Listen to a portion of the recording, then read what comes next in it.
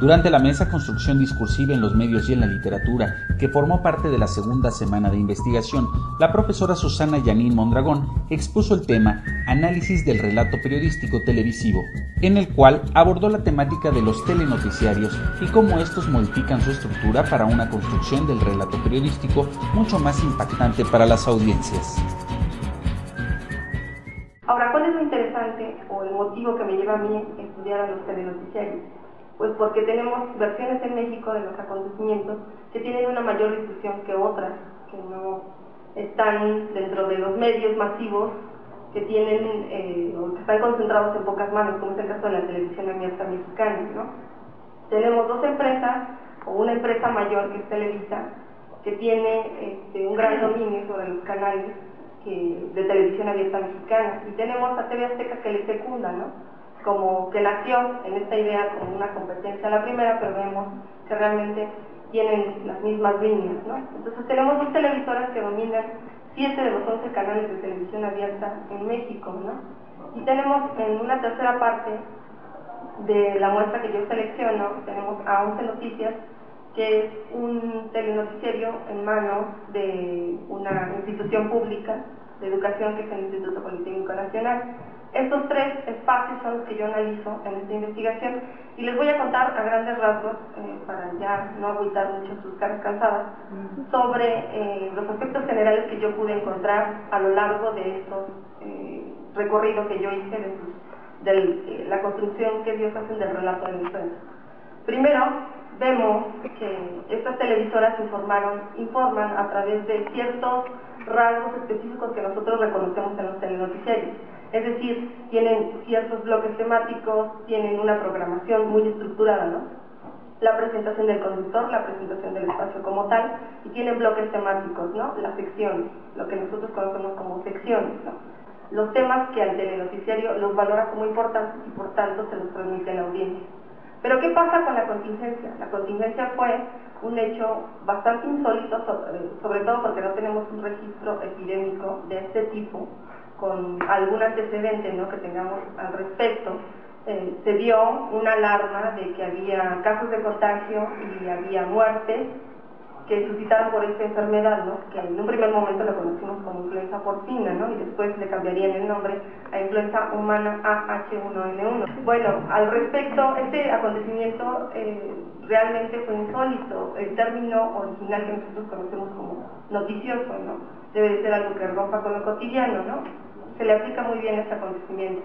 Sin embargo, los noticiarios decidieron la forma de cómo nos lo iban a contar, ¿no?, cómo nos iban a hacer este relato periodístico, qué fragmentos de la noticia nos iban a decir, qué selección de la información, cómo lo iban a visibilizar para la audiencia, cómo lo iban a musicalizar, cómo lo iban a organizar, ¿no?, en bloques, y por cuánto tiempo. Entonces, tenemos en esta mención que yo hago de este trabajo, primero, que los telenoticiarios están organizados en una base de una estructura dramática. Esta estructura dramática se refiere a una base de 3 actos que ustedes ya conocen, ¿no? Inicio, clímax y desenlace, ¿no?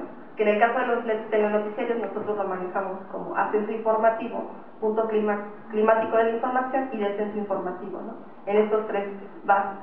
Y además se le incluye el ritmo dramático, que es combinar noticias de alta intensidad con baja intensidad para hacer esta combinación y no se pierda la atención del público, ¿no?, con esta idea de los adelantos informativos. Más adelante, con estos titulares tan característicos, pues sí llaman la atención de la audiencia. Pero veamos que lo que sucedió con la contingencia es que los medios construyen una doble estructura dramática. ¿A qué me refiero con esto? Aparte de la estructura que ya se da por día, ellos hacen una construcción de una estructura dramática por periodo, que va a tomar desde los primeros reportes de la influenza hasta que se desgasta completamente la información y volvemos al plano de la normalidad. Había una suerte de información que manejaba control y descontrol. Descontrol con la epidemia, sí vamos a hacer, digamos, productos informativos llamativos con esta carga emotiva para llamar a la audiencia diciendo que hay una alerta sanitaria. Pero también hacemos productos informativos que hagan referencia a esta actividad o a estas acciones que llevan a cabo el gobierno federal para contrarrestar la epidemia. Entonces vemos estos 2 tipos de discursos, ¿no?, que se manejan, control y descontrol, juegos en alta intensidad y baja intensidad, ¿no? Para mantener a la audiencia entretenida de cierta manera. ¿Cómo vemos que impregna también esta carga emotiva en el relato de la contingencia? Porque hay un cambio completamente de la estructura formal de los telenoticiarios. Las secciones que antes aparecían como temáticas dentro de los espacios desaparecen por completo. Y esto pasa en los días climáticos, donde hay una sobreexposición de la noticia. Hablo sobre una exposición de la noticia porque se refiere a que hay un detallismo constante de la información, pero el detallismo constante de la información no significa profundizar en el tema o una contextualización de la información, ¿sí? Sino que hay solo casos particulares donde se hace una mención de detalles que se repiten constantemente: lávate las manos, ten cuidado al salir, utiliza el cubrebocas, no salgas mucho si no tienes a qué salir, y vean las consecuencias de la suspensión de actividades escolares, recreativas, deportivas y culturales que se dio en la Ciudad de México, por lo menos, ¿no? Es una repetición constante de estas mismas temáticas, y se van a referir estos espacios en las cuestiones de la suspensión de las actividades, el caos que se está generando en la sociedad mexicana, porque no haya clases, porque no puedas salir de tu casa, porque no tengas actividades recreativas, porque no tengas actividades culturales,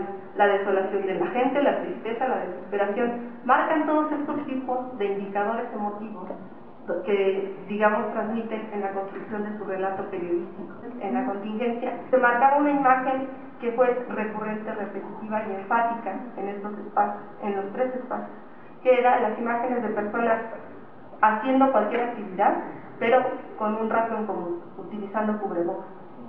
Este rasgo informativo se marcó como un rasgo un tanto polar o polarizado, simbólico de esta información. ¿A qué me refiero con esto? Se marcaba una idea de alerta presentando estas imágenes de las personas utilizando cubrebocas. Fue un periodo bastante cortito de información, donde se empieza a partir del 23 de abril y termina como el 7 de mayo, donde ya se hace una nula participación o nula mención sobre la contingencia sanitaria, ¿no? Se van a dar algunos reportes adicionales, pero en casos muy diferentes. Y bueno, esto ya como punto final de esta exposición breve, lo hago mención porque no es una tendencia nueva lo que hicieron con la contingencia, lo vemos con otros acontecimientos. El muy sonado caso Polet, que también hubo una sobreexposición del acontecimiento, sobreexposición que no se refiere a una profundización del relato, sino que se refiere a detalles exhaustivos sobre lo mismo, reiteraciones cansadas y una carga emotiva para que veas iba a decir lo dramático, pero no es lo dramático, para que veas lo sensacionalista que resulta la información, ¿no? Rescata este aspecto doloroso y lo destaco, lo enfatizo y lo programo, ¿no? Dentro del relato periodístico. La intención de esta ponencia es solamente ver estas construcciones que se hacen del relato periodístico en TV con un carácter más crítico, ¿no? Ver estas versiones que lamentablemente son las que mayor difusión tienen en México, pero verlos desde esta perspectiva crítica que a grandes rasgos quise plasmar en esta pequeña exposición.